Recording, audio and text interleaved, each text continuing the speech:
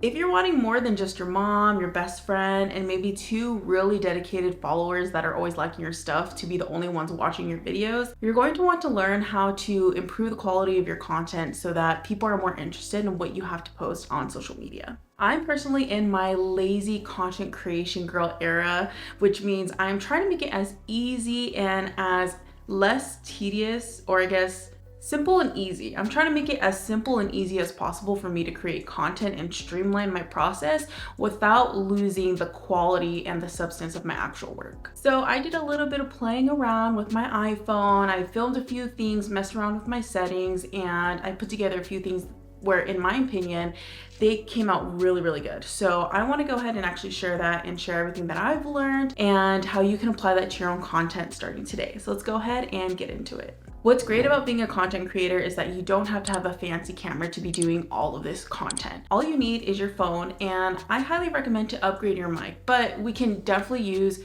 your phone for now, and we're actually going to dive into the iPhone settings. I'm not too familiar with Android, but I'm pretty sure Androids are pretty self-explanatory and getting really great shots. So as long as you're filming in either 4K 30 frames per second or 1080 in 30 frames per second, then I think you're good. If you plan to film slow-mos, so ideally if you're recording B-roll and you want the B-roll to be in slow motion, then you would record that at 60 frames per second instead of 30 or 24 frames per second. So we're gonna actually dive into your iPhone, and what you're gonna do is the settings that I personally use for my videos when it comes to creating short form content on my phone, or even if I wanna do long form content, what I like to do is I choose between video or cinematic. On cinematic, you get that blurry background that a lot of content creators have. So if you want to test that out, record a video and see how that looks, I recommend to do so.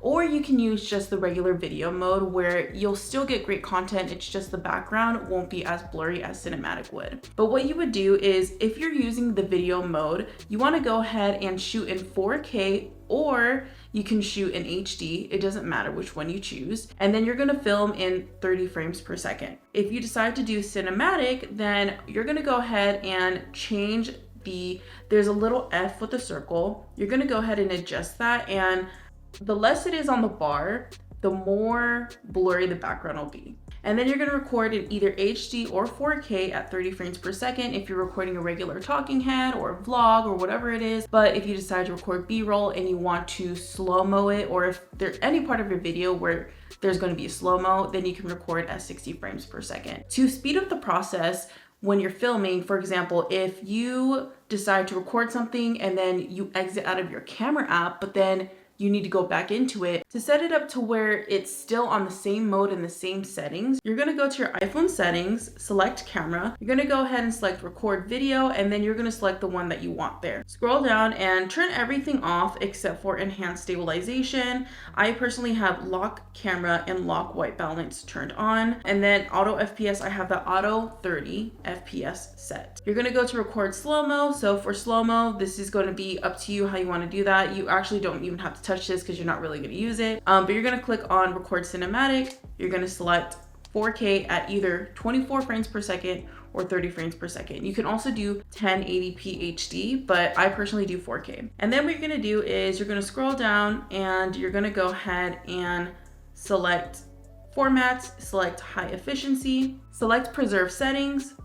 You're going to go ahead and toggle on camera mode, toggle on creative controls, toggle on depth control, exposure adjustment, and then everything else you can leave off. It's up to you if you want to turn it on or not, but I don't have the rest of them on. And then if you scroll down, I personally like to have the grid on because I like to see that I'm centered. I like to make sure that my shots are symmetrical. So I'm going to go ahead and toggle that on. I highly recommend to have level on so that you can actually see that your camera is evenly, like it's not tilted. It's not tilted more to the left. It's not tilted more to the right. It's stabilized. So you're going to go ahead and toggle on level, and then it's up to you if you want to go ahead and mirror the front camera and then view outside the frame. Everything else, it's not really a priority. But as far as the record video, record cinematic, and preserve settings, you're gonna go ahead and change it to what we just went over. So that is my tip for when it comes to your phone settings, especially iPhones. I'm not sure if there's a cinematic on Androids, but if you do have that, you have the blurry background, then I highly recommend to utilize that, especially during your talking head videos. Now, when it comes to, this is like a side tip, but one thing to make sure of is always wipe your camera lens. I cannot tell you how many times I've worked with clients and I review their videos and they're wondering why there's like certain thing, like there's a blurriness to it, or maybe there's like the light seems just like very awkwardly bright, where it's just like, it's not just the light, it's kind of like stretched as if you have like a stigmatism. Most of the time it's the lens. All you have to do is wipe it down and it becomes super crisp again. So don't forget to wipe your lens, because that is something that is very what do you call it? It's overlooked. It's overlooked a lot of the time. My second tip is to stabilize your shots. Now, when you stabilize your shots, I think things look so much better. It looks more professional. It allows like elements in your video to receive more of the focus. Like for example, I had a graduation party like 10 years ago and I was being filmed for dancing. I was performing and my cousin was recording me.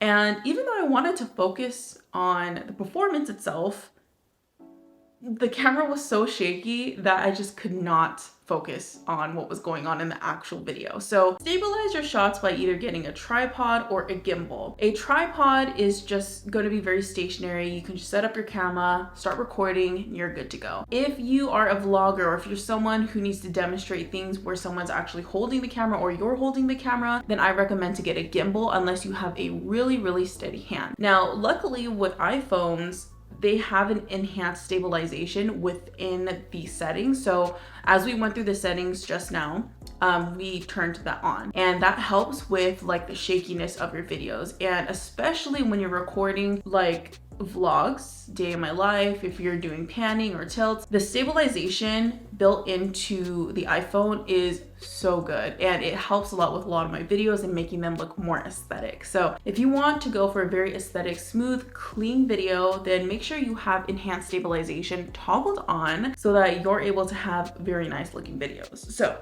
stabilize your shots, whether if that's a tripod or a gimbal. Just make sure you have something to make sure your videos look as stable as possible. My third tip is to incorporate or focus on symmetry, symmetrical lines, leading lines, all that kind of stuff. And what I mean by that is, if you're in the middle of the shot and you're the focal point, you want to make sure that there is an even amount of space on the left side of the frame and the right side of the frame.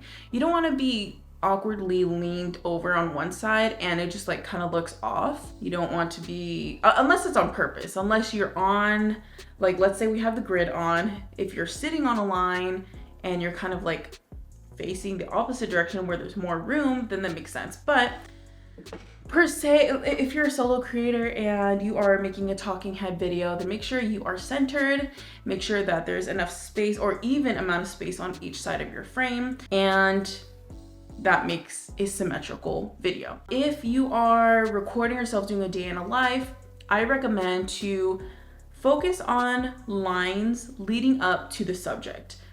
People's eyes, viewers' eyes typically are drawn to where the lines are leading to. So let's say you are in a grocery store and you're recording yourself at an angle. Maybe you're kind of like angled to down the aisle, and you can see that the aisle kind of like goes like this, if that makes sense.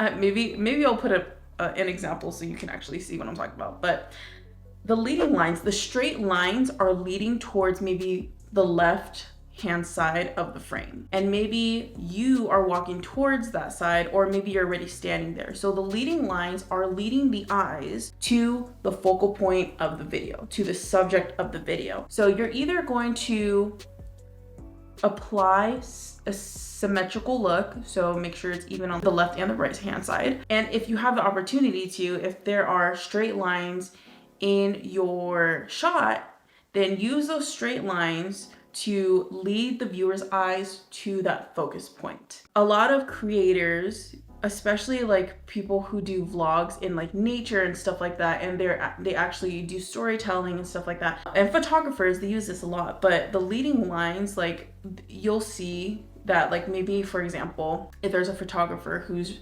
taking photos of maybe a couple standing in the middle of the street. Now, typically they probably would have the couple right in the center, but the leading lines of the road, so the road is probably going to be, the one side of the road is going to be going up like this, the other side of the road is going to be leading up like this, and then the background, like maybe it's a grass field. The grass field is like a flat line in the frame, and the subject is in the middle. So you'll see the leading lines, all of the leading lines from the top of the field to the road are leading up to the subject of the photo, which is going to be the couple. So use leading lines to your benefit, and it will draw the viewer's attention towards the actual subject of the video. My fourth tip is to use natural lighting or soft lighting. Natural lighting is what I'm using right now. I'm actually using the sun. I have my window open and I like how the natural light is coming in. I think natural lighting looks the best. So if you're able to record during the day, especially when it's a clear, nice day outside and the weather looks consistent, like it's not going to storm in the next 5 minutes or so, utilize the natural lighting. If you happen to be recording at night and you don't have natural sunlight and you're not able to wait the next day, then use soft lighting. So soft lighting in your home, use a lamp, soft lighting, avoid any harsh lighting. So I recommend staying away from using like your ceiling lights as your form of like lighting. If anything, like the lamp that I have back here, I could use that as like soft lighting. You just want it to basically complement the way you look. Harsh lighting is basically going to be like super bright and you're going to see like hard lines of the silhouette of your shadows instead of like it kind of, I don't know, kind of like blending into your skin. So avoid those harsh shadow lines. Any lights that bring harsh shadow lines, like for example, if you go outside during the day, maybe 2 o'clock and the sun's out, and you're looking at yourself, like you're taking photos of yourself, there's gonna be a bunch of harsh shadows on you. That's pretty much harsh lighting. So you wanna figure out, what do I have in my home that will basically look nice on me? What's going to complement my skin? What's gonna blend the shadows into my face instead of creating those harsh lines? So natural lighting is superior. I definitely recommend to always choose natural lighting, but if you can't, choose soft lighting from lighting sources that you have within your home.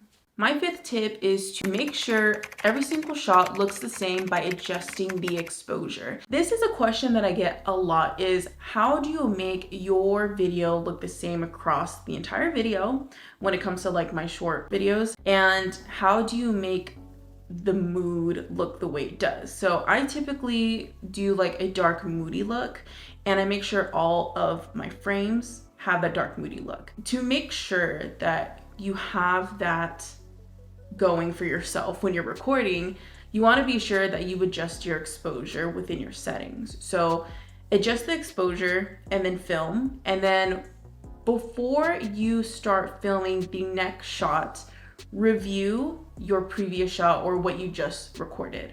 Look at it, study like how it looks, and then when you start, right before you start to record the next frame, be sure that the look of it looks similar to the one that you just recorded.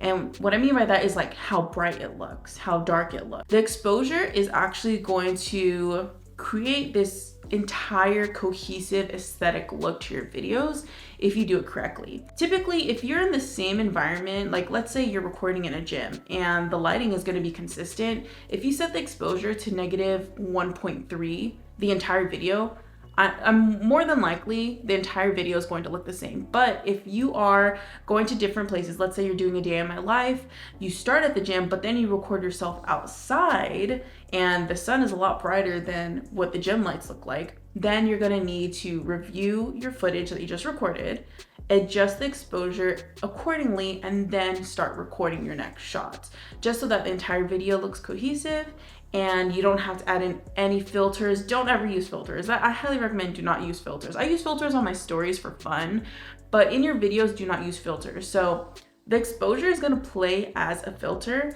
and because you're utilizing it as you're recording, it's actually gonna look a lot nicer. It's gonna keep the quality, like the actual the actual quality of the video itself, and it's not going to compromise it because you're not actually putting filters on it. So the exposure plays as a filter in my opinion. And so if you have the entire video with every single shot looking the same just by adjusting this exposure, then you're gonna have a good looking video. Now, let's say you recorded the entire video and you edit it and you notice that maybe there's a couple of frames that just do not have the same exposure.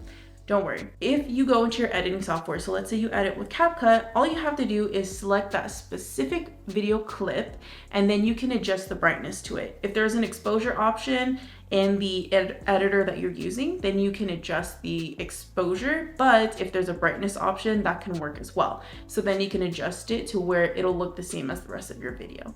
My sixth tip is to get a variety of shots. Now I'm gonna give you a list of different shots that you can get, and I'm gonna kind of explain how each one is utilized, how creators, not just creators, but like in the film industry, how they utilize these shots. So the first shot is going to be still shots with movement in the frame. So that is pretty typical. It can be used to like show that someone is going somewhere. Maybe it's used to show that someone's doing something specific. So for example, let's say you get a shot of just like your camera set on a tripod and you're recording the streets of New York, maybe just one specific street down in New York. The focus point is going to be the people walking by, or maybe you're the subject of the video and you're walking past the frame. So then that is basically still shot with movement in the frame. And that's actually pretty much any shot. Like the shot I'm recording right now is basically a still shot and the movement is myself. So the focus point is me. So getting those type of shots are pretty standard and it's easy to do and I recommend to get it. The second shot you can do is a slow pan or tilt. I love these because the slow pans and the tilts just add just like this aesthetic touch, especially in short form content when you're recording it. Panning from left to right or tilting up and down to view like details of something or to reveal something or to, I don't know, just like add maybe it's like the beginning of your video or to end the video out. I just feel like it adds a beautiful touch to your videos. So these kind of shots are very slow and this is where the enhanced stabilization will come in handy because I don't always have the most stable hand. Sometimes my hand is shaky when I'm recording and I'm going side to side. And the enhanced stabilization has been heaven sent. Like it has worked in my favor. And every time I've recorded a pan or a tilt and I reviewed it back, it looks like I had this most steady hand in the world when in reality, my hand was shaky and it was the settings that actually helped me out there. So thank you iPhone for incorporating that. And if Android does that too, then that's great. But add in slow pans or tilts. This can be used to, like I said, reveal something or it can show details of something. Another shot is going to be a long shot. So a long shot is basically an establishing shot. It shows where someone is. So if you get a shot of you maybe standing or walking into a grocery store, you're establishing or you're letting your audience know that we are going to the store. Maybe you're getting a shot of you walking into the gym. You're letting your viewers know you're going to the gym. Maybe you're getting a shot of you sitting at your computer and it's just like showing your back with like the computer setup. You are letting your viewers know that you are in your office on your computer. So an establishing shot is essentially just equivalent to a long shot. It's the same thing. You're just letting your audience know where this scene or where this video is taking place. The next shot is going to be medium shots. So medium shots is basically this. This is basically used for talking head videos. This is basically showing what you're doing. So you can be talking or you can be making coffee. You could be writing something down or you could be talking to someone and exchanging something. You could be lifting weights. You can be, I don't know, writing something down in your notepad as a therapist, something like that. A medium shot is just basically showing action or demonstrating action. Close-up shots are used to show details. So you can do this in various different ways. So you can just get a still shot and have a close-up on something. So if I were to, I don't know, like, I don't know, show you like, oh, hey, like this is my, I don't know, these are my nails. Like that's a close-up shot because I'm trying to show you details of something. You can use close-up shots to not only get details, but maybe you want to highlight something specific that's important in your video. So like sometimes if you're watching a movie, maybe you'll see like, I don't know, let's say you're watching a Discovery ID movie or like a murder mystery or something like that, and somebody's opening up like documents. They're like, oh my goodness, blah blah blah, oh my gosh, like what is this? And then it shows a close-up of what they're reading. That's details. That is showing what they're looking at, showing something that needs to be highlighted, that's important to the scene, the shot, the scenario, the show. Bird's eye view. So a bird's eye view is going to be basically shot from the top pointing down. These are just like creative shots. There's not, in my opinion, there's not really a specific purpose for it. It's just like a way to be creative with your video. Like the next shot is going to be a worm's eye view. A worm's eye view is basically recording from the floor or recording from below pointing upwards. So that is a worm's eye view. You can also get silhouette shots. So this is basically like showing the silhouette of the subject of your video. So whether if it's a person, maybe someone's standing at the window, your camera's facing the window and it's showing just like the outline or the silhouette of the person. Or maybe you want to get a silhouette of like your cup of coffee, or a silhouette of a tree, or a silhouette of your car, or something like that. So a silhouette can add like a moody touch to your video if that's something that you're intending to do, is create a moody type of video. And then you have a point of view shot. I love point of view shots because they're easy. You don't have to be stabilized when you're recording this. You don't have to pay so much attention to your video being as like balanced as possible. With a point of view shot, the purpose is getting the point of view of a specific subject. So if you're getting a point of view of yourself, maybe walking somewhere, then that's what you're doing. It's like basically from your eyes, or basically from your subject's eyes. So if you're getting a point of view of like the life of a dog, and the point of view of a dog is going to be, you know, like them running around close to the floor, and it's not a stabilized shot. It's just like kind of just like crazy, unhinged. I just love point of view shots because it's fun. You don't have to focus too much on being like framing things right or things being perfect. It's just a fun shot to get. So when you are getting your shots, get creative. I would say for every single shot, change it up. For the first shot, maybe a long shot. For the second shot, a medium shot. For the third shot, get a close-up. For the fourth shot, maybe get a bird's eye view. Fifth shot, get a worm's eye view. Sixth shot, get a point of view shot. Just have fun with it and don't overthink it. If you are someone who needs structure, then open up your notes app, create a list of shots you need to get, and follow that list. And if you want the entire video to be as interesting as possible, and you want to change up every single angle for every single shot, then just literally just copy and paste every single shot that I just listed, paste it, and then just record a shot of every single one with that specific variety of shots. So have fun with it, don't overthink it, and just allow yourself to get creative with the process. Allow yourself to enjoy it so that you're not feeling burnt out, and make it simple for yourself. Like I said, copy and paste the list and just go about the list. My seventh tip is to only keep the interesting parts in your video. So if you're editing, especially like a short form video, when you're editing it and putting it together, you're probably wondering, oh my gosh, like what part should I keep in? I want to keep everything in here. I want everyone to see every single part. The thing is, how social media is, and I hate this, I really do, is it just sucks because the general populations of social media consumers' attention span is very low. And if your intention is to grow, then you're gonna need to follow along with how their attention span is. Essentially, it doesn't always have to be like this. It doesn't have to be every single video, but for the most part, especially if you want to start growing your channel or growing your social media accounts, you're gonna have to really think about the attention span of your viewers. So keep your clips short.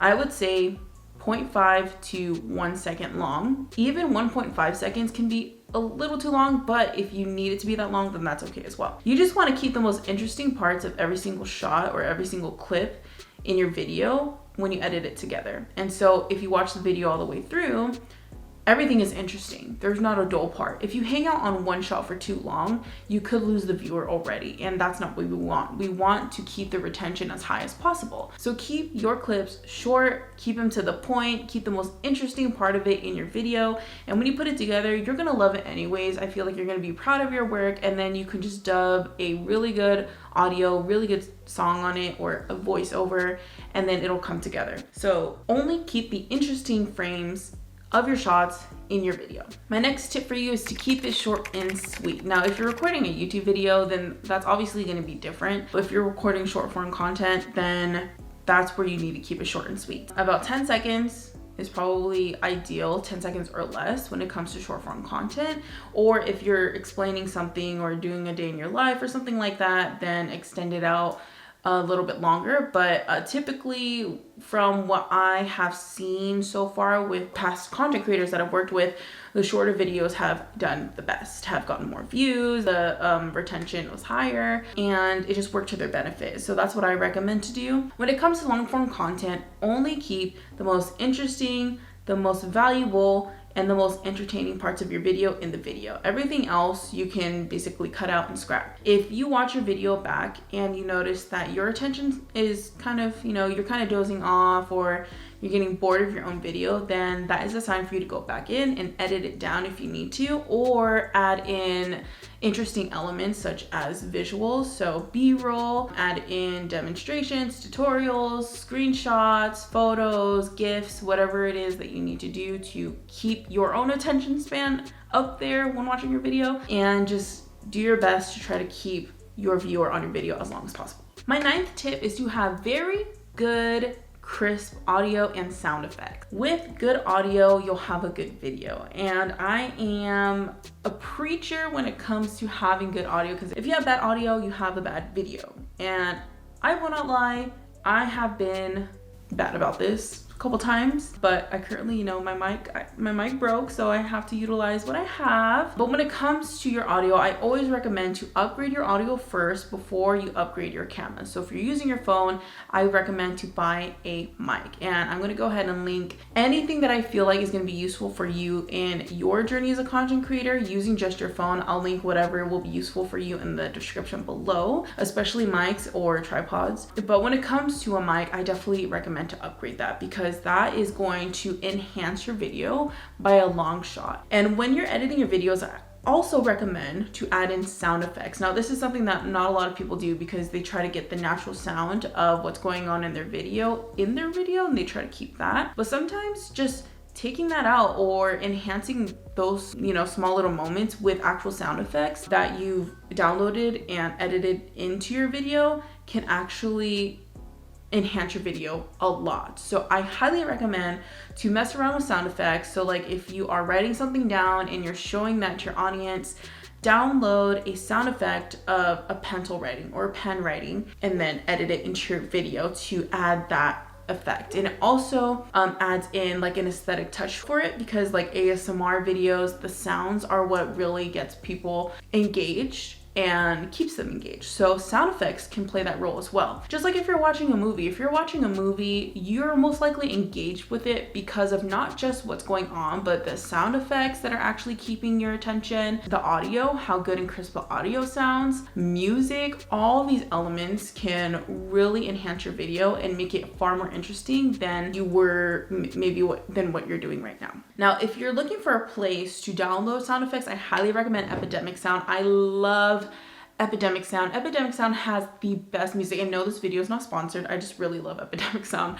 But they have the best soundtrack selection, and they also have sound effects they can utilize as well. So if you want to check that out, I have a link down below. It's not sponsored, but I do have an affiliate link, so I recommend to check it out if you want to check it out. My 10th tip is to choose music or use music that motivates the intention of your video if this applies to you. And what I mean by that is, if you're doing a voiceover and you're just explaining something, you don't necessarily need music unless the purpose or the intention of the video is to get someone to like feel nostalgia or to feel like a sense of bliss. If you're trying to evoke a specific emotion from your viewer, then music is going to help with that.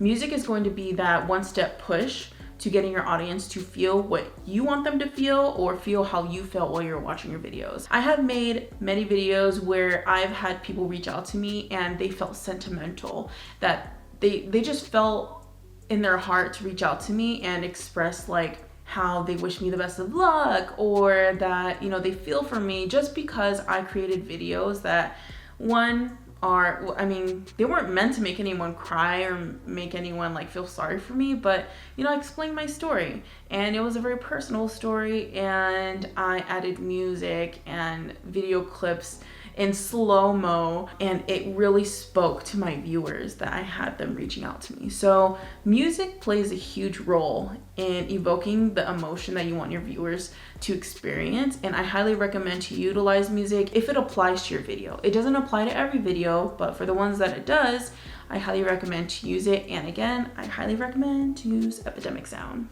My 11th tip is to add text that is easy to read and complement your video. Now, I'm not saying that you need to put text on every single video, but I do think that it helps a lot when it comes to especially short form content. I highly recommend to have like bold hooks that are at the top of your video so your viewers know exactly what they're about to watch, or something that captures their attention that will hook them and keep them on your video a little bit longer. Or if you want to add in captions, that's a great way to keep the retention going. I personally love subtitles, not just on content, but movies and YouTube videos and like shows and stuff like that. I love subtitles because I like to read through it as they're talking for some reason. I don't know why I like that, but I do. And I can imagine that a lot of consumers like that as well. So captions could play a good role. If you want to emphasize something that you're saying or emphasize something going on in your video, you can add pop-up text to just show in a flash or show for a few seconds or something like that. But add text if it applies. Make sure it's easy to read, so the font style, the font size, and then also make sure it's complementing your video and that it's not taking away from the actual video and the intention of the video itself. I hope that you found this video helpful. I had so much fun recording this and sharing all these tips with you, and I hope that you improve the content and the quality of your videos improve by like a long shot. But if you're interested in learning how to edit your YouTube videos, this is beginner friendly. It's a full tutorial on how to do this with CapCut. You can check out the video on the screen, and I will actually meet you there. So see you there. Bye.